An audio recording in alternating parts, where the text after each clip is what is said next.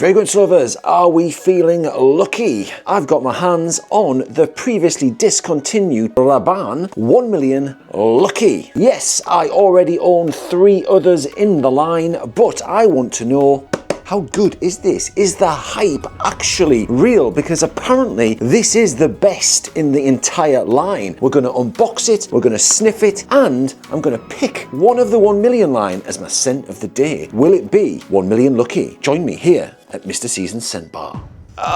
Thank you guys for coming along for another snack size bite of fragrance content. In today's video, we're going to get straight into it and unbox the latest reiteration 1 million Lucky. Now, I have no idea why they stopped making this about 2 years ago, but they brought it back like the phoenix, back from the ashes. Will it rise?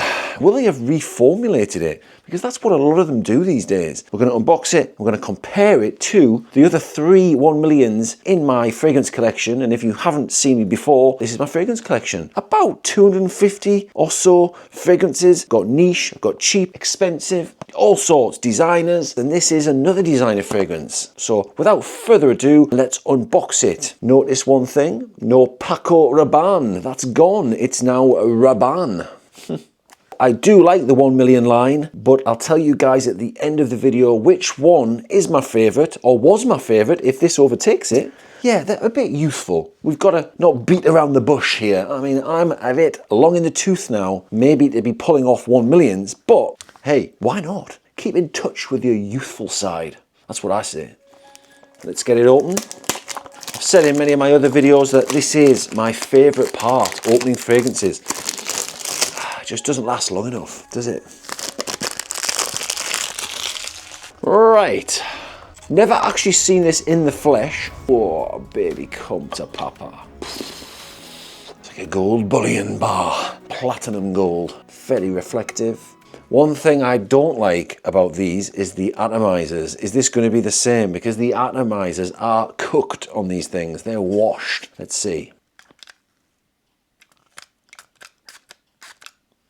It's all right. I'm going to get it on a test strip and I'm going to put some on the back of my hand.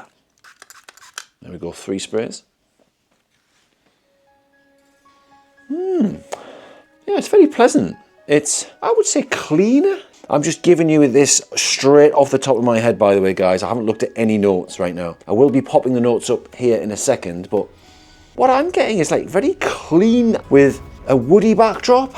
It's maybe like iris or lavender in there, or sage. And I'm getting a bit of a citrus top, but not a lot of citrus. Clinically clean, it's a bit different. It's not as dark, it's a bit more uplifting. Some florals. I could be getting this completely wrong. Let's stick some on the back of my hand now, because there's no better way to test a fragrance than on the skin. Bareback. Let's get seasoned. Just have a very strong alcohol vibe. Not the sort that you drink.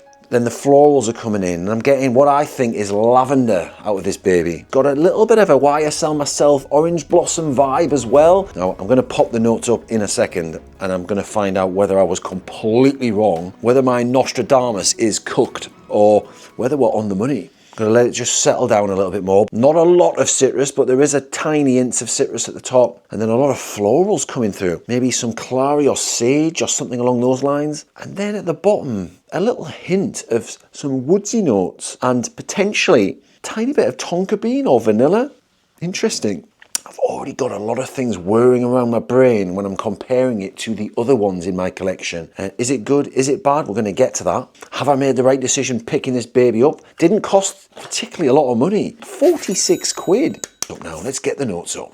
Right, when you've got the notes, it always makes a bit more sense, doesn't it? Didn't get a lot of citrus, but apparently plums are the order of the day, and I get that. And actually, now I come to think of it, it does have a resemblance to cobalt blue, electrique, that plummy top. Interesting. And more interesting is there's actually no vanilla. It is sweet, but it must be sweetened down by the hazelnut in the middle and the honey. In the depths, we've got the woody notes and the patchouli. So it all starts to make sense once you go and check out the notes officially. Bear in mind as well that the notes we're seeing here are from the potentially pre-formulated days. We're on a couple of years. Have they just kept these in the vault? No, because they're different boxes. They must have potentially cheapened it and reformulated it. So there could be a lot missing from this one. So I'm just telling you what the 2025 version brings to the party. It's like a hybrid. It's got bits here, bits there, bits all over. And look, I said the citrus isn't heavy at the top. It probably isn't. That slight plummy note and the ozonic vibe. It is exactly what you expect. A bit more airy, a bit more uplifting.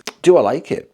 I'm gonna let it settle a bit on the skin and then come back to you when it's dried down a bit. Just gonna grab the other 3 1 millions off my scent bar here and just tell you what I think. I do think that it has a cobalt blue electric type of vibe, definitely, with that woodsy element coming in the dry down, but it is sweetened up by the honey and it gives it a tiny bit of a vanilla-y tonka bean type of vibe without having vanilla and tonka bean. The Elixir is a strong vanilla powerhouse. Parfum is a more floral based 1 million, very nice.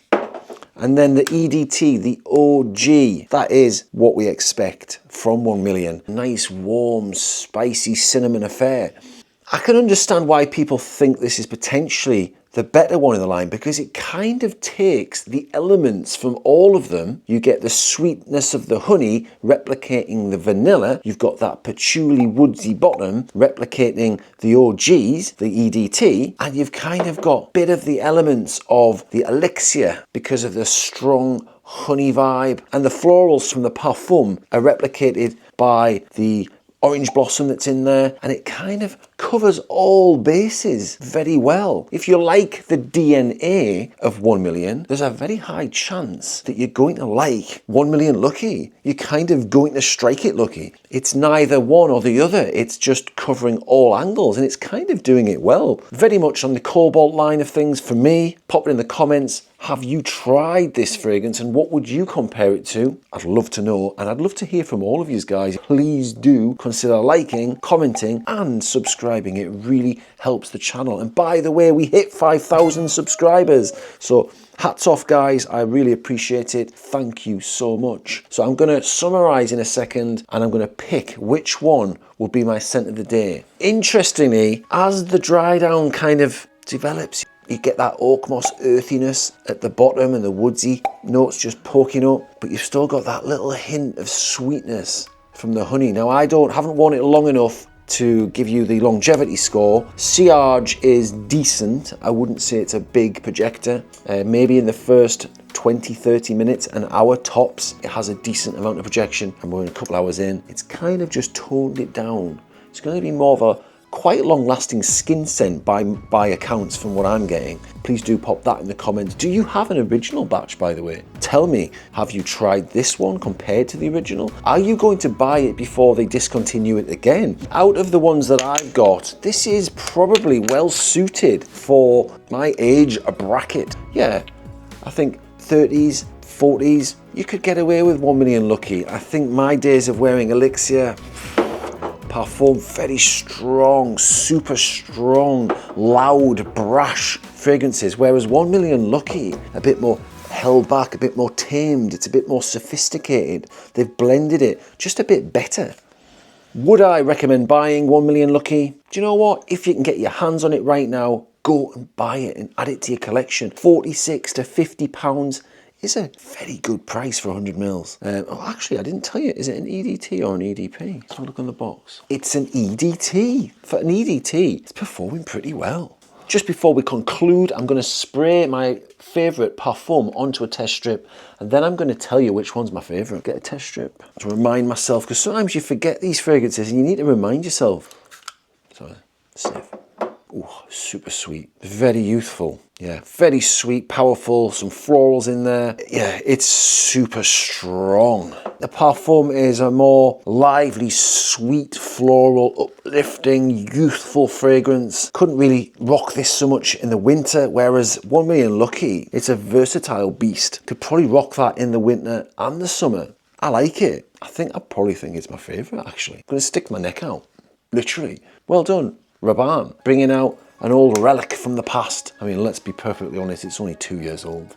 Good fragrance, definitely worth having if you're into fragrances. Yeah, It's good, but I'm not going to use it as my scent of the day. Why? Because I'm already wearing my scent of the day. I've just remembered. I'm being a man today. I'm being a boss. I'm wearing Creed Green Irish Tweed. I'm not going to layer that with that, am I? Let's be real. I'll probably put it on as a scent of the day tomorrow and give it a full wearing, and then potentially release a couple of shorts and tell you the performance. Anyway, that's enough rambling. It's been a long one, this.